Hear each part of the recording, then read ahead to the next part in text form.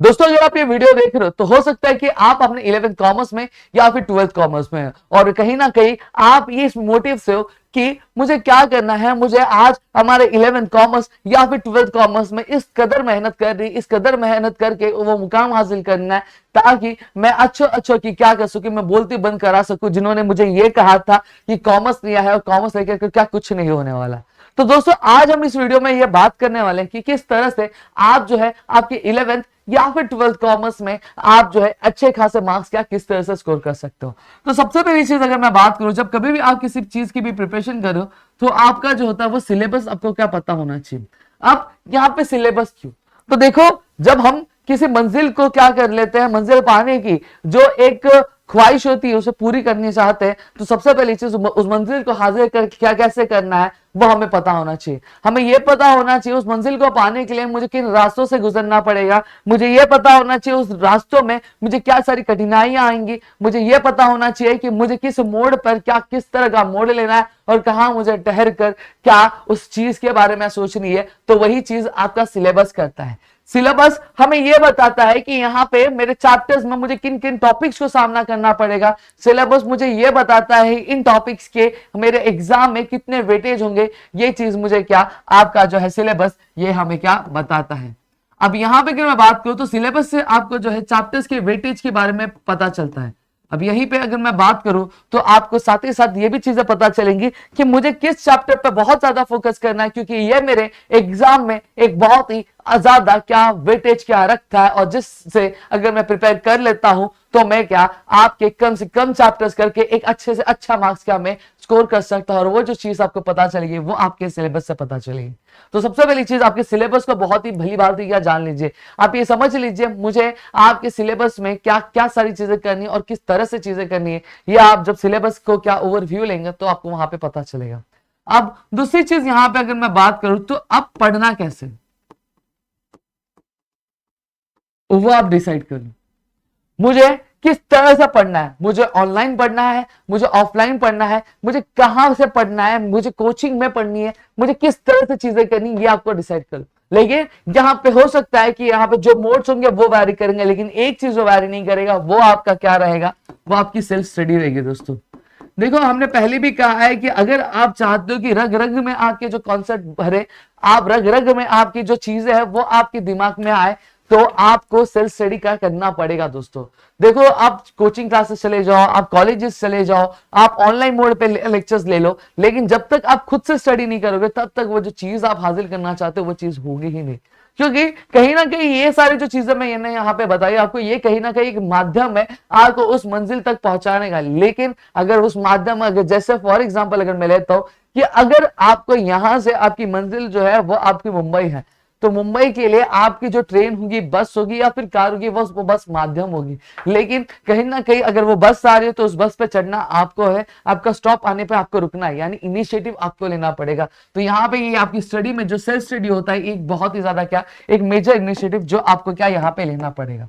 और तीसरी चीज यहाँ पे आप पढ़ना चालू कर दो। अब जब पढ़ना चालू कर रहे हो तो आप सबसे पहली चीज जो आपके कंसेप्ट, उन कंसेप्ट से बहुत ज्यादा ध्यान दो कि ये कंसेप्ट एक्चुअली है क्या। उस कंसेप्ट से रिलेटेड अगर कोई भी जो डाउट होता है उस डाउट को क्या क्लियर करो। वो एक चीज है, आप ये बहुत ही एक फेमस हिस्टोरियन ने कही थी जिनका नाम रेन डेस्कार्ट था, never to accept anything for true till all the grounds of the doubts are excluded.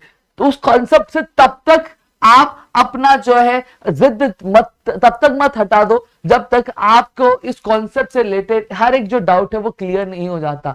जब तक आपके मन में उठने वाले जितने सवाल हैं आपको उस कॉन्सेप्ट से क्लियर नहीं हो जाते तब तक आपको इस कॉन्सेप्ट पे क्या अड़े रहना है, उस कॉन्सेप्ट पे आपको क्या हिलना नहीं है। तो ये एक चीज ध्यान में रखना, क्योंकि हम जानते हैं कि हमारा जो कॉमर्स सब्जेक्ट है वो कॉमर्स सब्जेक्ट बहुत ही ज्यादा डाइवर्स है, जो थियोरी है वो बहुत ही ज्यादा, और हमारे लिए कहीं ना कहीं ये चीज एक मुमकिन नहीं है कि हम जो है आपके हर एक चीज को क्या लर्न कर सकते हैं। और वहां पे अगर आपको कम से कम लर्न करके आपको ज्यादा से ज्यादा अगर पेपर में लिखना है तो आपको जो कॉन्सेप्ट है वो आपका कॉन्सेप्ट जो है वो क्लियर होना चाहिए। तो सबसे पहली चीज जब तक आपका कॉन्सेप्ट ना क्लियर हो तब तक उस कॉन्सेप्ट पे क्या आप अड़े रहो और उस कॉन्सेप्ट पे क्या ध्यान रख देते रहो।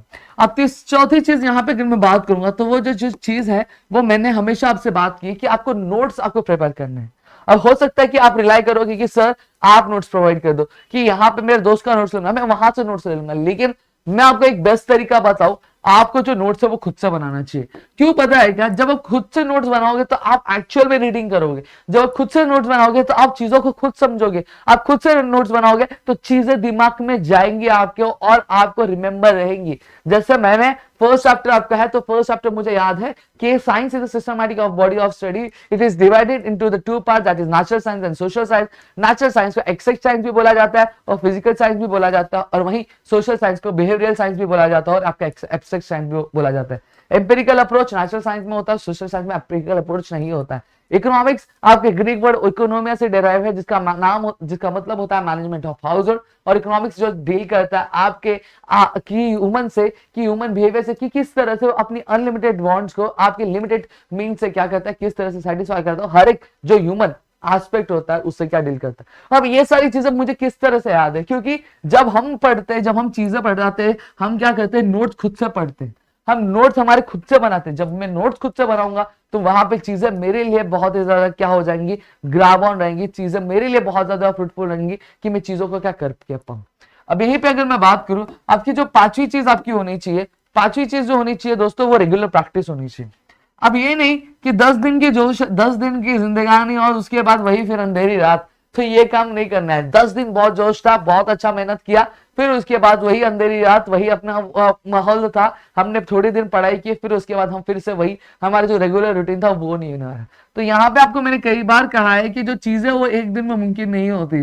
अगर आज यहाँ पे अगर आप इतने बड़े हो तो आप 11th कॉमर्स में पहुंचे या फिर 12th कॉमर्स पे पहुंचे में, वो आप एक दिन में नहीं पहुंचे, वो आपके पिछले 14 से 15 साल की क्या मेहनत है जो आज आपको इस मुकाम पर लेकर आई है। तो अगर आप अपने एग्जाम में 90% प्लस स्कोर करना चाहते हो तो वो एक दिन में नहीं होने वाला है। अगर आप एक दिन में क्या करोगे, आप सोचोगे कि मैं एक दिन पढ़ लूंगा और बहुत अच्छे मार्क्स स्कोर कर पाऊंगा, तो मैं आपकी जानकारी के लिए कह दूं कि ये नहीं होने वाला। अगर मैं बात करूं, अब एक मधुमक्खी का जो छत्ता होता है, वो मधुमक्खी का छत्ता भी एक दिन में तैयार नहीं होता, उसे बनने में भी टाइम लगता है। एक जो मकड़ी होती है, उस मकड़ी का जो जाला होता है, वो भी एक दिन में नहीं तैयार होता है, उसे बनने में टाइम लगता है। और वहीं पे अगर मैं बात करूं तो आपकी जो बारिश है, उस बारिश को होने में भी आपका एक दिन का समय नहीं लगता, उसको होने में पूरे 1 साल तक का क्या समय जाता है दोस्तों। तो यहाँ पे ये तो आपकी जिंदगी है, तो ये आप एक दिन में कैसे बना सकते हो। तो यहाँ पे आपको रेगुलर प्रैक्टिस करनी पड़ेगी, आपको चीजें वहां पे करनी पड़ेंगी,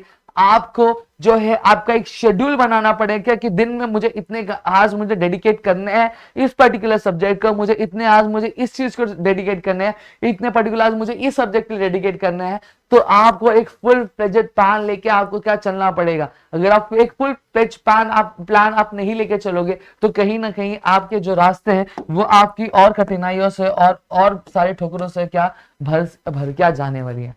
अब यहीं पे अगर मैं बात करूं दोस्तों, अब आगे आपको क्या करना है, अब आगे जो मुझे चीजें करनी है दोस्तों वो ये है कि सबसे पहली चीज, अब मैंने पढ़ने का तो देख लिया कि मुझे कंसेप्ट करना है, ये सारी चीजें करनी है, लेकिन अब मुझे ये कैसे पता चलेगा कि मैं गलती कहां पे कर रहा हूं, मुझे ये क्या कैसे पता चलेगा कि मुझे करना क्या है, ये मुझे कैसे पता चलेगा कि मुझे इस पर और ज्यादा फोकस करना है। तो दोस्तों अगर आपको पता करना है आपकी गलती क्या है, आपकी मिस्टेक्स क्या है, भूल कहां पे हो रही है और किस चीज पे किस जगह पे मुझे वो सुधार लेकर आना है, तो आपको सबसे पहली चीज खुद को क्या टेस्ट करना पड़ेगा, अपनी नॉलेज। अब यहाँ पे सर हम टेस्ट कैसे करें, तो सबसे पहली चीज अगर मैं बात करूं तो एक बहुत ही मेजर चीज होती है वो PYQ होती है, प्रीवियस ईयर्स क्वेश्चन। अब ये प्रीवियस ईयर्स क्वेश्चन कैसे मिलेंगे, अगर आप एक 12th कॉमर्स के स्टूडेंट हो तो आपको जो प्रीवियस ईयर्स क्वेश्चन मिलना बहुत बड़ी बात नहीं होती। आप नेट पे जाओगे, इंटरनेट पे जाओगे तो वहां पे आपको बहुत सारी चीजें मिल जाएंगी। वहीं पे आपके जो उत्तम जैसे बुक आती है आपके 12th स्टैंडर्ड के लिए, तो वो आप ले सकते हो, लेकिन वो मैं अभी नहीं कहूंगा। सबसे पहली चीज आप क्या करो, आप जो है आपके जो कंसेप्ट है वो कर लो, स्टडी पूरी कर लो, और प्लस आपके जो एक्सरसाइज क्वेश्चन है वो आप पूरा कर लो। जब आपने ये सारी चीजें पूरी कर ली, जब आपको लग रहा है कि हाँ मैंने जो मेरा पूरा सिलेबस है वो कंप्लीट कर लिया, फिर उसके बाद आप जो है PYQ पे जाओ, ठीक है। तो वहां पर आपको क्या मिलेंगे, आपको बहुत सारे मीन्स मिल जाएंगे, बहुत सारे तरीके मिल जाएंगे जहां पे आप चीजें सॉर्ट आउट कर सकते। इवन दो shala.com करके आपकी एक बहुत ही अच्छी वेबसाइट है जहां पे आपको PYQs वहां पे मिल जाएंगे, तो वहां से आप क्या चेकआउट कर सकते हैं। अब आप बोलोगे कि सर हम 11th स्टैंडर्ड वालों का क्या, हम क्या करें। तो भैया आपके कॉलेज की, आपके स्कूल की लाइब्रेरी होगी, जब वहां पे आप विजिट करोगे तो वहां पे आपके पिछले साल के कुछ पीवाईक्यूज रखे रहते हैं, प्रीवियस ईयर्स क्वेश्चन पेपर्स रखे रहते हैं, तो वहां से आप लाइब्रेरी से क्या वो चीजें क्या ग्रैब ऑन कर सकते हो। अब यहीं पे अगर मैं बात करूं, आपने पीवाईक्यू ले लिया, सारी चीजें कर ली, अब उसके बाद क्या करना है, अब पेपर लिख रहे हो, पीवाईक्यू सॉल्व करो, गलती तो करोगे।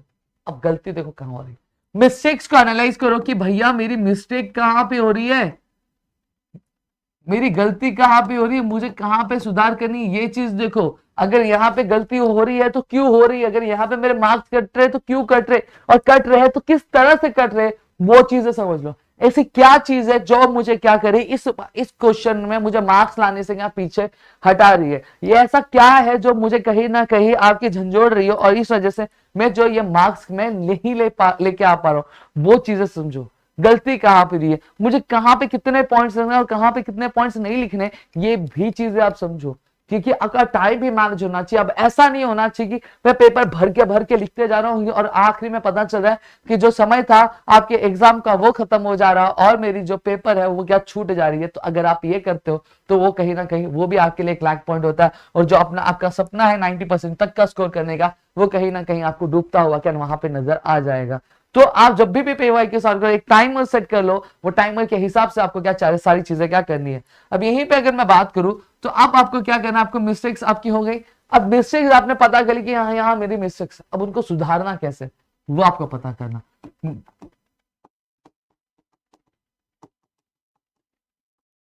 अब मिस्टेक्स मुझे सुधारनी कैसी है, अब ये मिस्टेक्स सुधारनी कैसे वो कैसे पता चलेगा।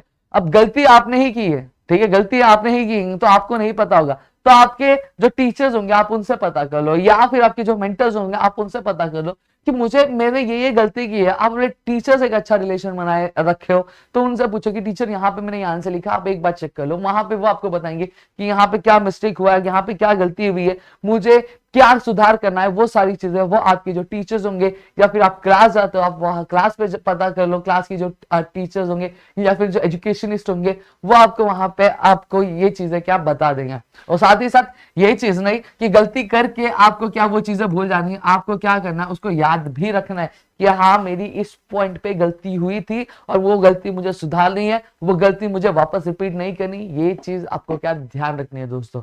और अगर आप इन सारी चीजों को फॉलो करोगे तो आपको क्या एक अच्छे खासे जो मार्क्स है आपको यहाँ पे का स्कोर करने का देखने मिल जाएंगे।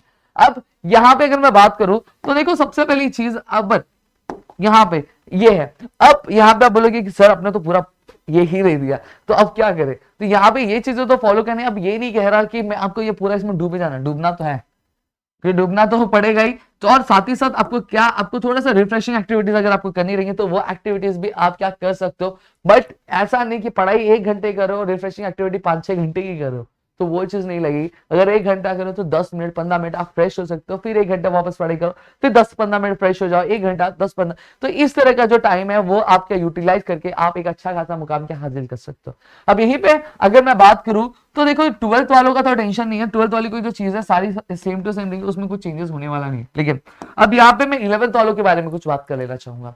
अब 11th वाले अगर आप ये वीडियो देख रहे हो तो आपकी जो चीजें हो सकती है वो थोड़ी वैरी होंगी। अब कहीं ना कहीं अगर आपका जो वेटेज है, अगर इस वेटेज की अगर मैं बात करूं तो ये आपका थोड़ा वैरी करेगा। क्यों? क्योंकि 11th स्टैंडर्ड में कोई बोर्ड नहीं होता है। 11th स्टैंडर्ड में जो सारी चीजें होती है वो आपकी सब्जेक्ट टीचर आपको बताती है, आपकी सब्जेक्ट टीचर जो होती है वो पेपर पैटर्न डिसाइड करती है, वही सारी चीजें आपको क्या करके देती है।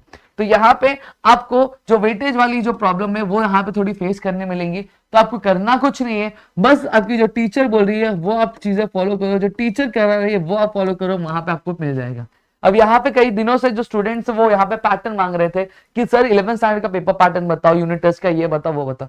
तो देखो कैसा होता है कि 11th स्टैंडर्ड में जो आपका जो पेपर होता है, पेपर पैटर्न जो होता है वो वैरी करता है, वो आपकी टीचर्स आपको एक्चुअली अपने हिसाब से सेट करती है, लेकिन उसमें 5 मार्क्स का जो ऑब्जेक्टिव होता है वो फिक्स होता है। फिर उसके बाद अगर मैं बात करूं तो वहां पे 4-4 या फिर 5-5 मार्क्स के आपके जो है आपको जो ब्रीफ क्वेश्चन यहाँ पे देखने मिलते हैं, वो ब्रीफ क्वेश्चन आपके टेक्स्ट बुक के ही होंगे और कहीं से भी नहीं आते आपके ब्रीफ क्वेश्चंस। आपके टेक्स्ट बुक में जितना रहेगा वो अगर आप रेफर कर लेते हो तो वहां पे आपकी यूनिट टेस्ट की जो प्रिपरेशन है पूरी क्या हो जाती है। तो ये था आपका पूरा जो एक्चुअली एक तरीका जहां से आप क्या कर सकते अच्छा खासा क्या स्कोर आउट कर सकते हैं आपके एग्जाम के लिए।